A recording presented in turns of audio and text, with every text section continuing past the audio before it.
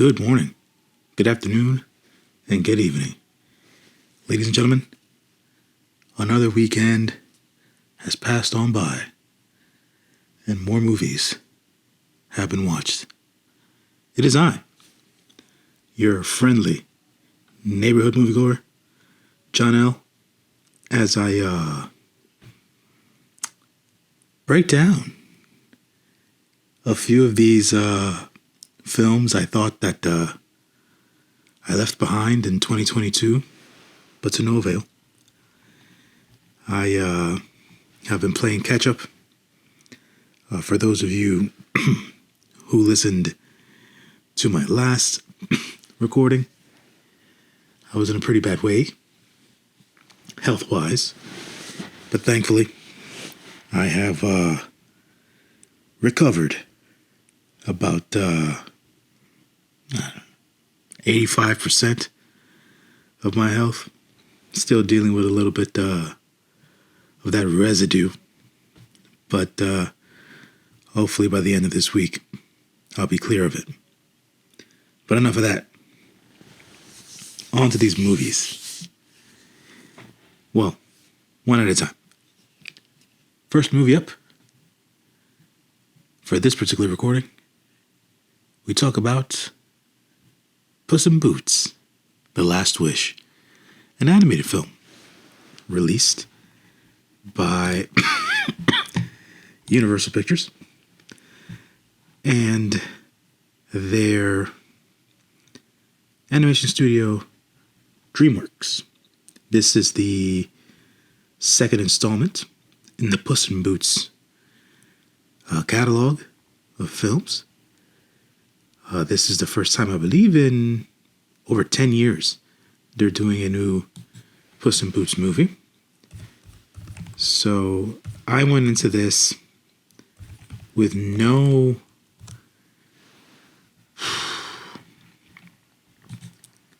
anticipation, no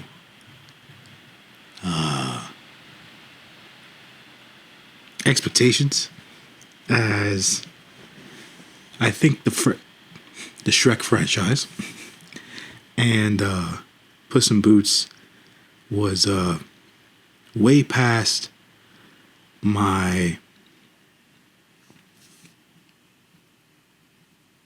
time on this planet as a kid.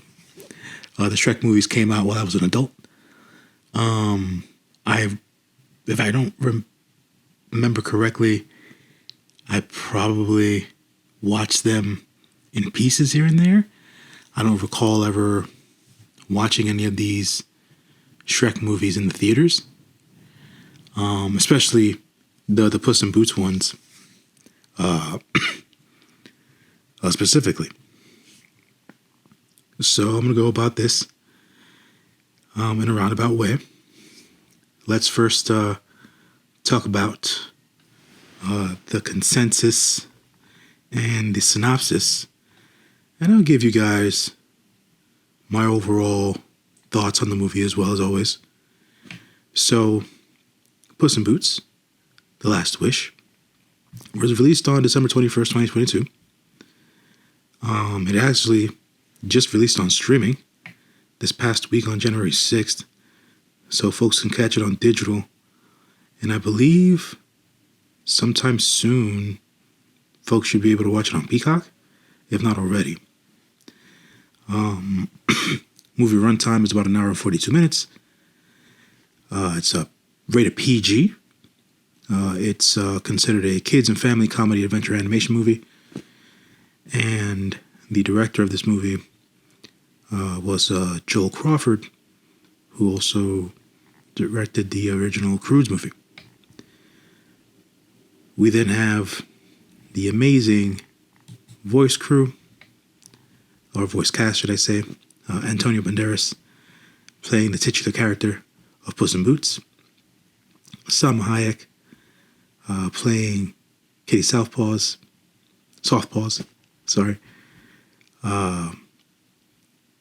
And those were the two main actors or characters in the movie. Florence Pugh also made an an appearance in this movie. She played Goldilocks. And we had other actors as well playing several different characters. The Three Bears. As I mentioned, Goldilocks before. There was also... So in the movie itself, they never necessarily called him the Big Bad Wolf. But because the movie is loosely based on fables and fairy tales, El Lobo, which was the manifestation of death in this movie, I considered to be the Big Bad Wolf. Wagner Moura did the voice of the Big Bad Wolf. There was also... what was the... man, because they don't have the breakdown here on RottenTomatoes.com of the character names. They only mentioned a few characters. There was one particular character that was the villain outside of the Big Bad Wolf. And I'm trying to remember the name, but I can't remember off the top right now. But as a matter of fact, I have this here. Here is the break it down. I believe.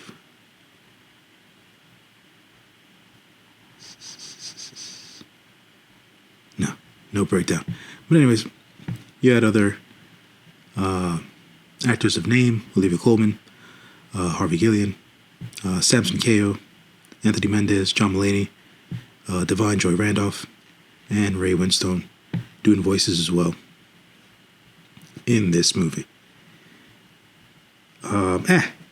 There is the character's name, Jack Horner. That is the character that John Mulaney played in the movie. I wanted to mention all this because, as I said, I went into this movie with no expectations. I was actually fighting myself on whether or not to watch this movie. I knew when it came out. It came out a week after Avatar 2. And I said to myself, am I really going to watch this? I've never been interested in the Shrek universe. Like I said, it was past my kid animation stage, family film stage. And it didn't really speak to me. But then I said to myself, John L., what else are you doing? You've thought up this idea of doing these movie reviews, and you got to talk about all these films that are out in theaters, especially the ones that are popular amongst the masses. And I mention that because this is exactly what this film is. Very popular amongst the masses. The audience score on RottenTomatoes.com, with over 2,500 verified ratings, is at a 93%, and 139 critics certified fresh 96% for Puss in Boots: The Last Wish. My thoughts on the movie. Let me break down the synopsis for you guys, so you have an introduction as to what was going on in this movie. All right? So the breakdown for Universal is as follows. This fall, everyone's favorite leche-loving, swashbuckling, fear-defying feline returns. For the first time in more than a decade, DreamWorks Animation presents a new adventure in the Shrek universe as daring outlaw Puss in Boots discovers that his passion for peril and disregard for safety have taken their toll. Puss has burned through 8 of his 9 lives. The general consensus and myth of cats is that cats have 9 lives. So Puss here has gone through 8 of them. He died 8 times, and he has one life left. And because he's burned through 8 of his 9 lives, and he lost count along the way. That was one of the scenes in the movie where I forget who asked him how many times he had died. But it was a random character, and then he basically broke down how many times he had died throughout his life. And he counted, well, the person who asked him the questions counted 8. But because Puss isn't very good at counting, he 5, 6 was more his response. And he was down to his last life. And now he thought he was never going to die. But as the rest of the synopsis says, that is not all that was to be bared in this movie. So getting those lives back will send Puss in Boots on his grandest quest yet. Antonio Banderas returns as the titular character, Puss in Boots, as he embarks on an epic journey into the Black Forest to find the mythical wishing star and restore his lost lives. But with only one life left, Puss will have to humble himself and ask for help from his former partner and nemesis, the captivating Kitty Softpaws, who was voiced by Salma Hayek. In their quest, Puss and Kitty will be aided against their better judgment by a ratty, chatty, and relentlessly cheerful mutt, Peril, voiced by Harvey Guillén, or Guillén, should I say. Together, our trio of heroes will have to stay one step ahead of Goldilocks, who was played by Florence Pugh, and the Three Bears crime family, and Big Jack Horner. And the terrifying bounty hunter, the Big Bad Wolf, voiced by Wagner Moura. So, to go into my whole spiel about how I felt about the movie, I would say for like the first 35 minutes, I was getting reintroduced into the world because I just needed the background as to what was happening. So for the first 35 minutes or so, I was playing catch up mentally. Nothing necessarily popped out to me as funny or super entertaining within that first 35 minutes. And I forget exactly when, but I think the part in the movie that turned everything around for me was the first appearance of the Big Bad Wolf. That ominous whistle. He only appears when it's one time for battle or to collect the soul, right? He's basically the manifestation of death. And it was interesting because this whole entire time, one of the underlying messages, or storyline, should I say, in the movie, was that Puss continuously ran away from stuff. They call her Kitty Softpaws, former partner and nemesis. He was supposed to marry Kitty Softpaws at one point, and he left her at the altar. And now that he was down to one life, he wanted to hold on to this one life just in case he never got to this wishing star. So he was running from the Big Bad Wolf, because the Big Bad Wolf, to him, was the end of the road. And once the Big Bad Wolf appeared in the movie, it turned everything around for me. And I said to myself, okay, they hooked me with the Big Bad Wolf. And everything else, like It's like my eyes opened up and the light bulb went off. And I was just sitting there and I enjoyed the rest of the movie. To say that this movie was fun, entertaining, funny, it tugged at the heartstrings at times. It had a good sense of trying to depict or show the viewer the many different ways and how families come together and work, how people become friends, also how people can come overrun with power, as Big Jack Horner did. And you felt the sense of suspense and peril and fear. The comedic stylings of Perro were great throughout the movie. And everything came together very, very well by the end of the movie.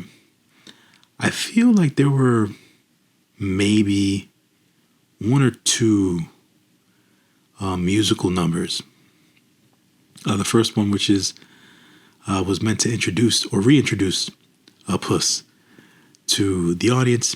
And then there was another one sometime in the movie that was meant to tug at the heartstrings, I think.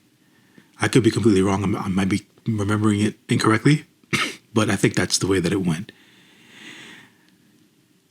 And I thought the animation style was great.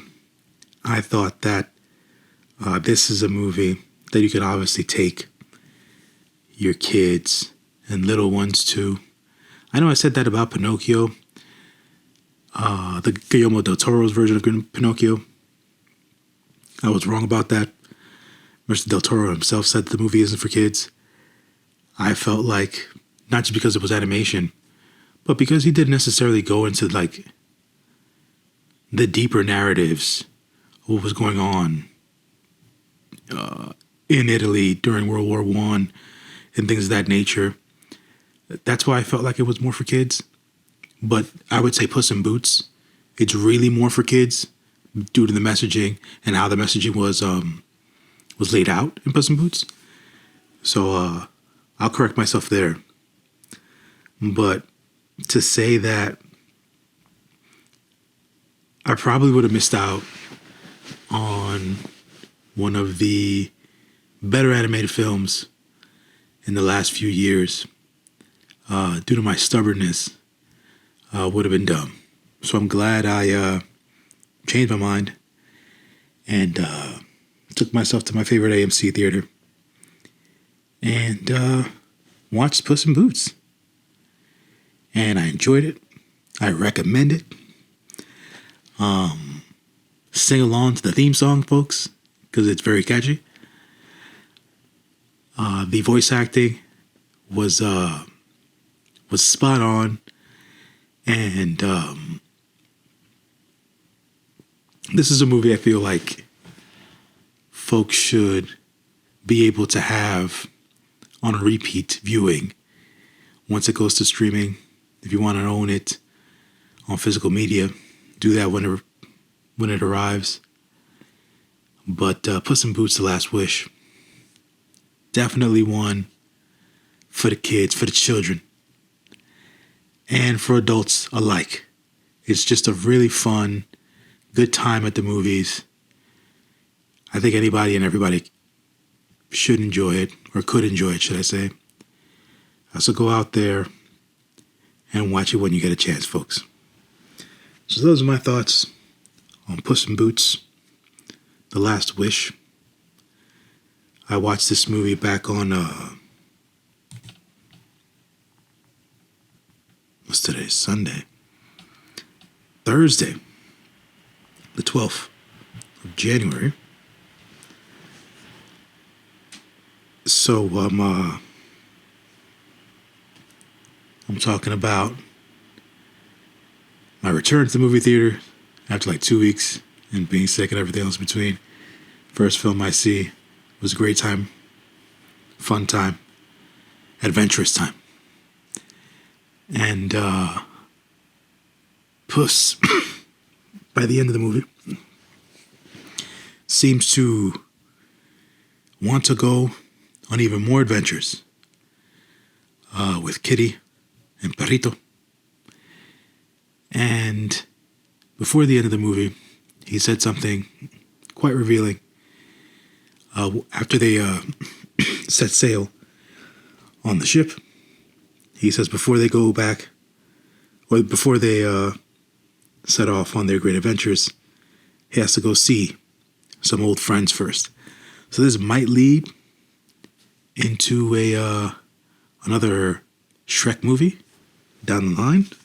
I'm not too sure, but it seems that's what this Puss in Boots movie is setting up for. So yet again, folks, as always, I appreciate you listening, taking your time, and listening to me speak about these films and whether or not I would recommend them to the masses. Until next time, folks, this has been your favorite and your friendly neighborhood moviegoer, John L., signing off. Until next time, folks. Be safe out there. Stay healthy. And be well.